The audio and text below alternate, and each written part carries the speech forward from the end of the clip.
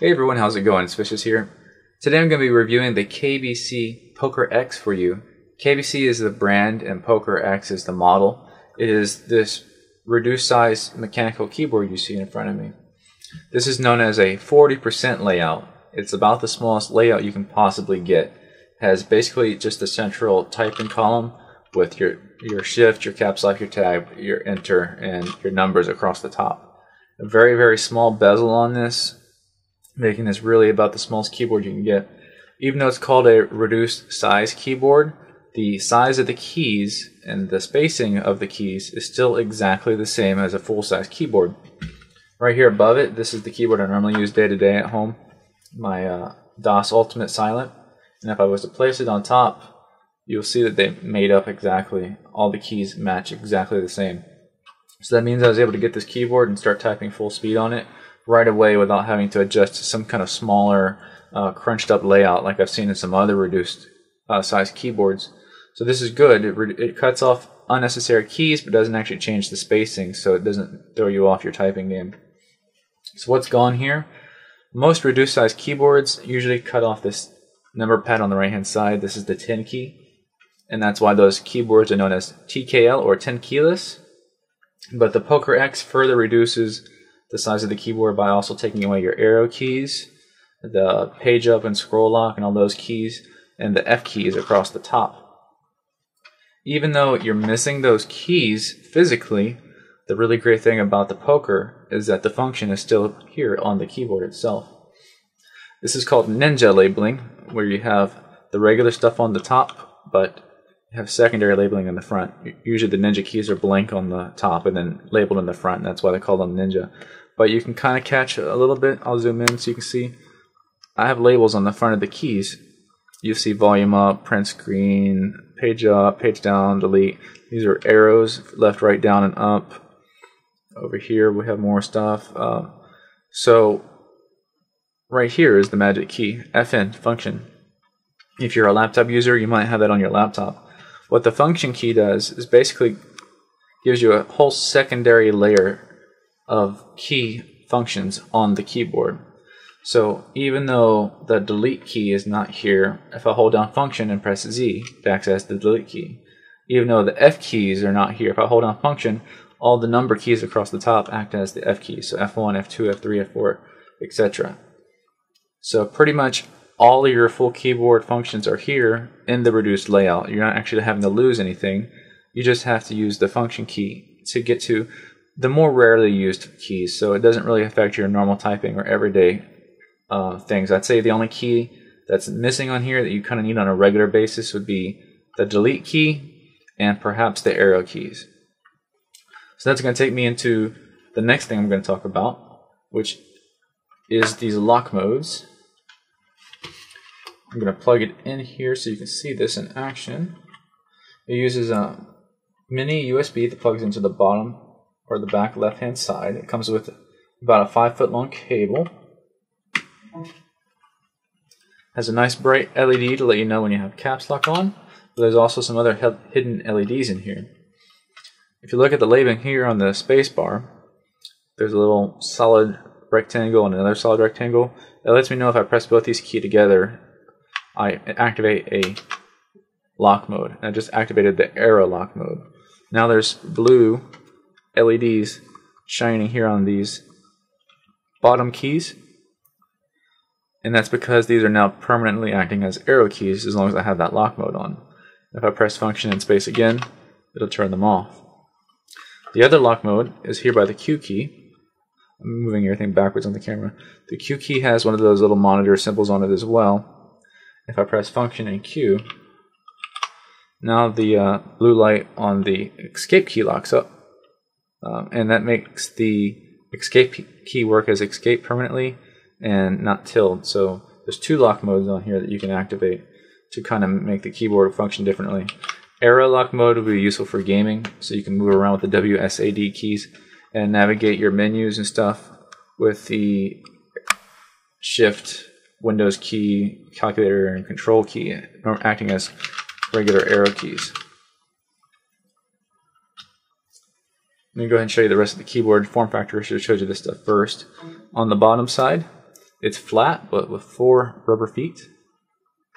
It doesn't have any tabs that pop up to give you a slant to the keyboard. However, it does have a very good natural slant. You can tell if you look at the keyboard backwards when you're sitting that it definitely slopes downwards. So therefore it is acting with a natural tilt to the keyboard even though it sits flat.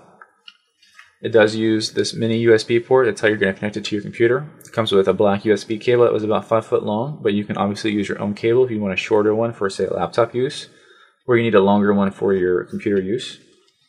Right in the center on the back is a metal badge. It says Poker X KBC. There's 4 dip switches here. I'll get to those in a second. And you might be able to catch it if I get it just right. You can see the PCB in there is red and it's reflective. A really cool looking PCB. I like the way that looks. So the switches of this mechanical keyboard are mounted directly to the PCB. Mechanical keyboards usually come in one of 2 flavors, either PCB mounted or plate mounted. The plate mounted is where their switches are going through a metal plate first, which gives them more stability and more weight to the keyboard. But I found that even though these are PCB mounted, the keys are just as stable as any plate mounted switches I've used. There's no wobble, there's no play, there's no ping or vibration. Everything is very solid feeling. So I'm really happy with that. The weight is ridiculously light, like seriously ridiculously light, which is really good if you're going to use it for your laptop, because you can throw it in your laptop bag. It fits right in there, and you don't feel the extra weight in your bag when you're carrying it around. So super small form factor, lightweight, very sturdy. Definitely build quality. I can't complain about anything on build quality. Real quick, I'll show you the dip switch functions here. Here's the manual that came with it. And let's find where they are. Here we go, dip switches. Alright, the first switch, it lets me change the Windows left key to function left key, which I've turned on. So basically this Windows key here that I would never use now acts as a second function key, so I can use those shifted values on the keys from the left side. The second dip switch activates the control left key and the caps lock left key switch position. The third one, the Windows left key and the Alt left key switch positions. And the fourth one, Windows left key and function left key lock. So you can configure those dip switches to make the keyboard behave in a manner that better fits the way you like to use it.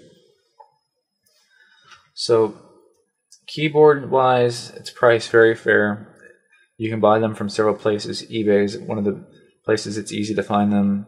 Then you should check the keyboard enthusiast forums like GeekHack or Deskthority if you want to find them from an individual seller.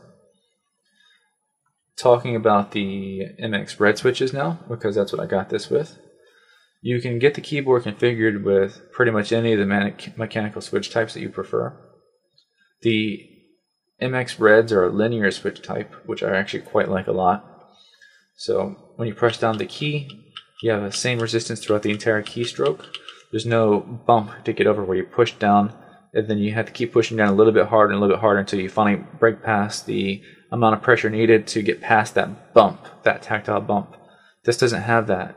When you're pushing down or going up, it's all linear, just as if you're pushing directly on a spring. So I think that this is really good for gaming. It's going to make gaming feel smooth and natural, very fluid.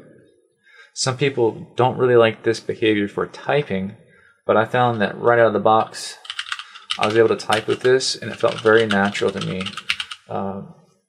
The browns that I was already using, when you're typing at full speed, you don't really feel that tactile bump anyways, so you might as well just get rid of it. That was my feeling, and when I got the MX Reds and actually started typing with them, I feel that my opinion was correct, that I actually feel like I'm typing on about the same kind of thing.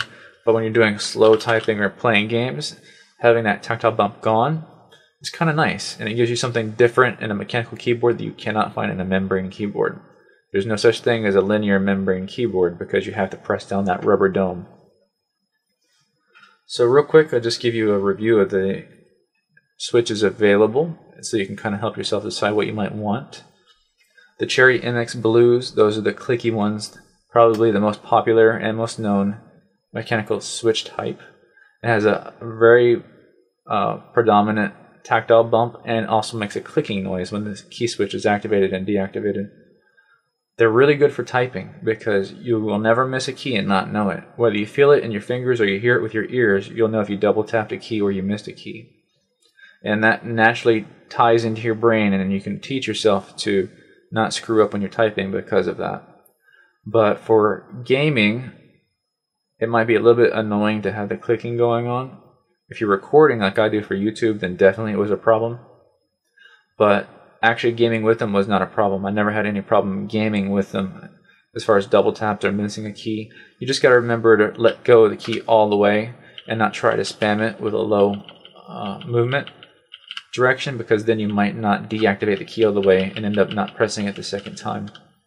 But I only did that maybe once or twice. It's very rare. The next step is the MX Browns. Basically, you take the blues, you take away the click, and you reduce the tactile bump a little bit, and you get these here. They're a really great middle key switch type, I think. This is probably a good place to start for anybody looking for mechanical keyboards. Has a tactile bump there.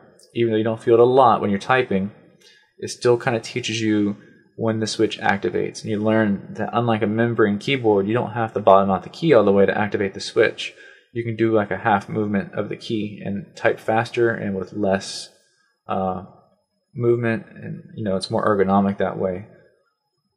Then you move into the linear switches, the MX Reds like this, and the MX Black. The only difference with those is the MX Black has a tougher spring, so the amount of pressure needed to push the key down is more. Like I said, for the linear, I think typing on it was fine, and gaming with it is awesome. I did feel a little bit more fatigue when typing on a linear switch versus a tactile switch, but I think that's mostly just because I haven't gotten used to it yet, and I don't think it'll be a problem going forward as far as using it to type.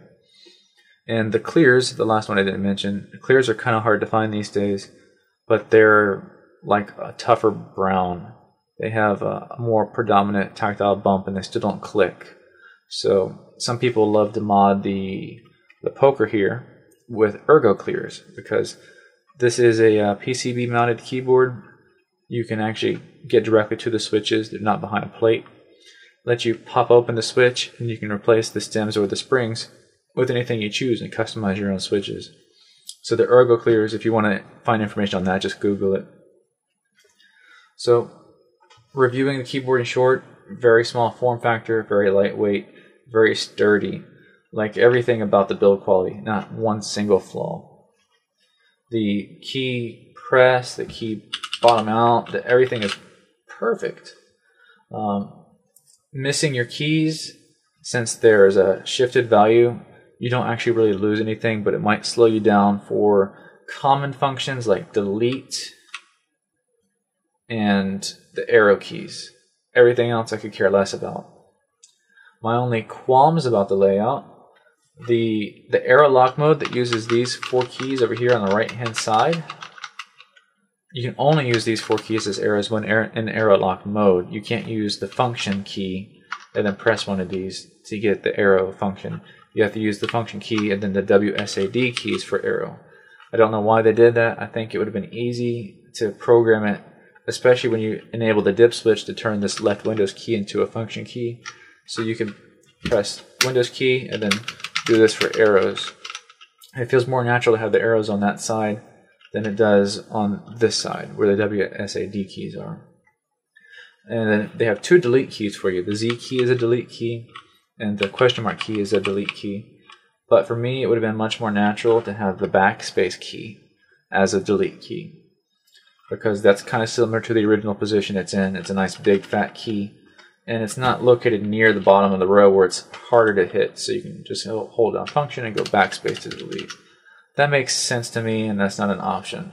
So you might have to get adjusted to the functions that you get when you hold down the function key, but the actual keyboard itself is great, and since normal typing doesn't use any of that other stuff, it obviously is really great for normal typing. The red switches, I would say, are my new favorite switch type. I'm actually going to stick with that now as my normal. So the next keyboard I get will be MX Red, and probably continuing onward, that's what I'll stick with. I like the browns a lot. That's going to be my second choice And I use the blues at work because I do a lot of data entry at work and I don't want to make mistakes on my data entry. So all keys have a place, but if I had to choose one, that would be my favorite. MX reds are my favorite right now. And then browns take second place and blue takes third. So hopefully I gave you enough information on the keyboard to help you decide whether you'd like to get it or not, or just to help you decide if you'd like a different mechanical keyboard. One thing everyone usually likes for mechanical keyboard reviews or showings is hearing the way it sounds. So let me do that. I'm going to do a 1-minute typing test real quick and let you guys hear me type. When I type fast, I'm going to bottom out the keys, especially the MX Reds, since they're a light press, they're very easy to bottom out. But yeah, I've only had it for a little while and I can already type really great with this keyboard. So let's get it going here. We're ready.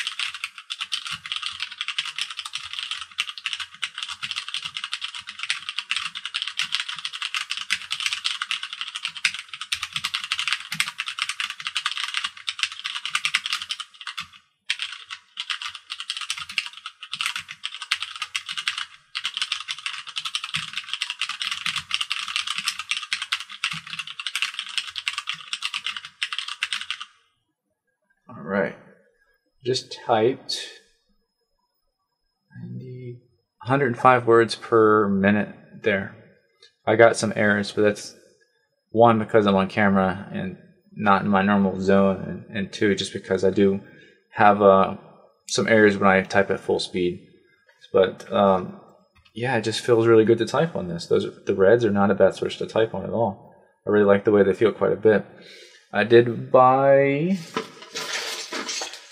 some white blank PBT keys that I'm going to replace the default keys with. I'm going to learn all the shifted values first and then put these on there, and I'm also going to do an O-ring mod that's going to take away all that bottoming out noise and shorten my keystroke just a little bit so I can type even faster and better. So hopefully you guys enjoyed the review. Stay tuned for more stuff in the future. I have the KBC Race on the way. It might be a while before it gets here, but it is a 60% mechanical keyboard. Very similar to the poker, but it has a backlight and it gives you back your arrow keys and stuff. So I think I'm going to really like that layout, and I look forward to doing that review. This keyboard is definitely sticking around. It's going to be my new laptop keyboard. It's going to stay in the laptop bag, protect my laptop keys from getting wore out, and give me a better thing to type with when I'm on the laptop. And I'm looking forward to getting either the Race or another 10 keyless keyboard to use on my desktop setup so I get more mouse space. So thank you guys for watching. This was Vicious, and I'll see you later.